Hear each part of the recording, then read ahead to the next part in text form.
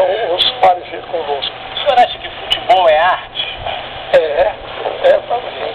E você vê, na classificação das artes, existem as chamadas artes espaciais, as artes temporais e as artes de síntese.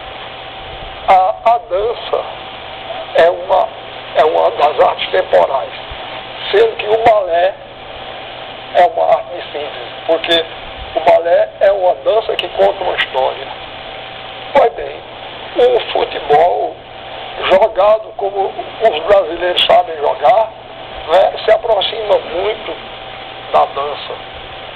De todas as artes é a mais próxima. Os africanos também. Os africanos também. Eles têm isso, grande observação. Esse jeito deles jogarem, eles valorizam muito isso. Outro dia eu estava dizendo, Juninho, os negros até quando andam parece que estão dançando, né? Classe.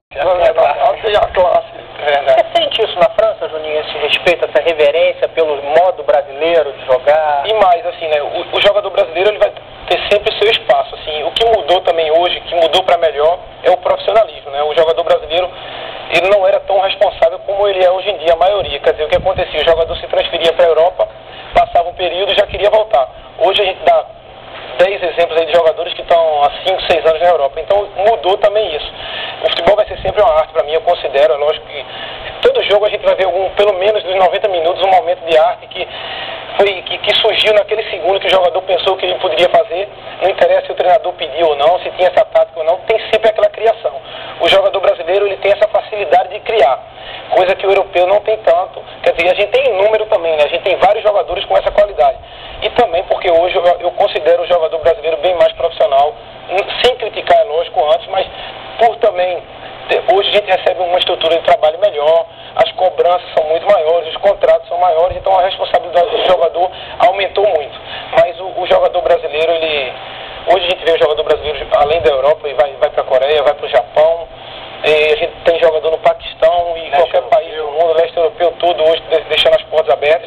E tem sempre um destaque, o centroavante da seleção agora, que o Dunga convocou, o Afonso, que ninguém conhecia, que independente de qualquer coisa, essa história dele foi muito difícil, saiu jovem do Atlético Mineiro e está na seleção brasileira hoje. Então tá porque mereceu, fazendo muitos gols. Então o jogador brasileiro, ele é um exemplo ainda.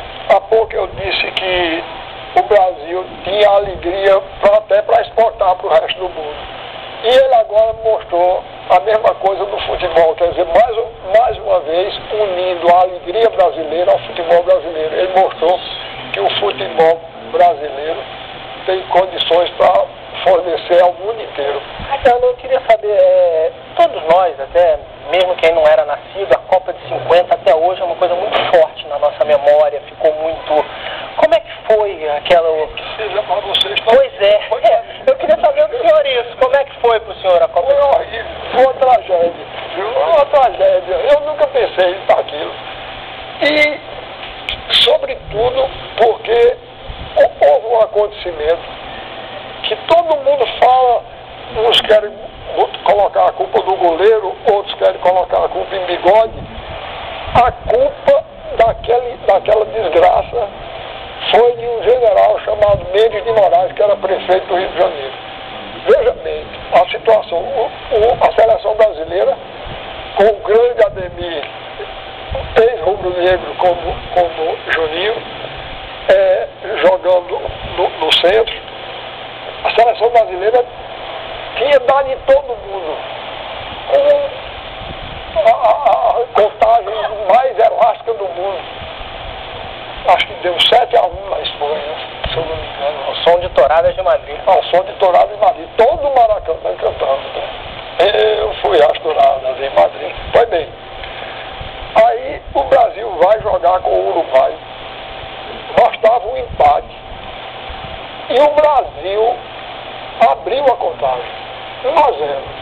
Pois bem, quando terminou o primeiro tempo, esse general foi ao túnel passar um carão nos jogadores e dirigiu-se a Bigode, que era o marcador de Gigue, e disse: você quer matar o Brasil de vergonha? Você quer sujar?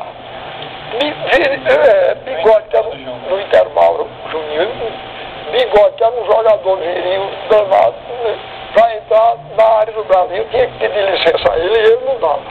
Foi bem.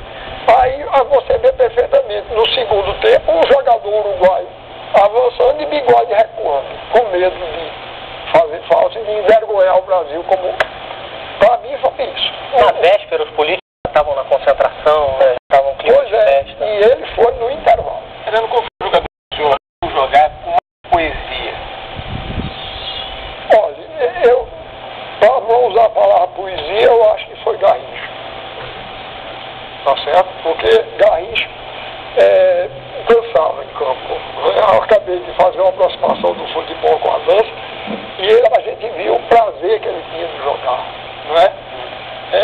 E uma vez perguntaram a ele, você gosta mais de driblar ou de fazer gol? Ele disse de driblar. Ele respondeu. Pois bem, meu irmão Saulo, meu irmão mais velho,